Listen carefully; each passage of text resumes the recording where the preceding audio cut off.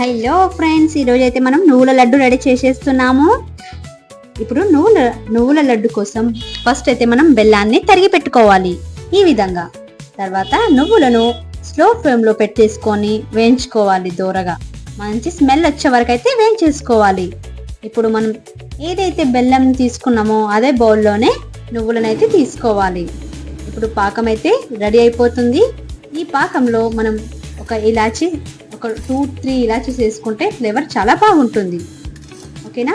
ఇప్పుడు ఈ పాకం కరెక్ట్ ఎలా అయిందనేది ఇప్పుడు చూడాలంటే మనం ఒక బౌల్లో వాటర్ తీసుకొని, ఓకే, ఆ వాటర్లో ఈ పాకం వేస్తే మనకు ఈ మాత్రం కన్సిస్టెన్సీలో రావాలన్నమాట. చూడండి ఇప్పుడు ఎలా ఇస్తున్నానో. ఇదిగోండి, ఇక్కడ ఇలా వాటర్లో నేను ఈ పాకం అయితే వేసాను. అది మనకు బాల్స్ లాగా, ఓకే, చుట్టడానికి వీలవుతుంది. కాబట్టి ఇప్పుడు దీన్ని మనం తీసుకొని ఇలా చేస్తే మనకు ఇది పర్ఫెక్ట్ షేప్లో అయితే లడ్డు అయితే రెడీ అవుతుంది. ఇప్పుడు ఇందులో మనం నువ్వులను వేసుకొని కొన్ని నువ్వులను వేసుకొని అయితే కలుపుకోవాలి. కలుపుకున్న తర్వాత కొంచెం చేతికి నెయ్యి అయితే రాసుకొని ఇట్లా ముద్దలుగా లడ్లను అయితే కట్టుకోవాలి.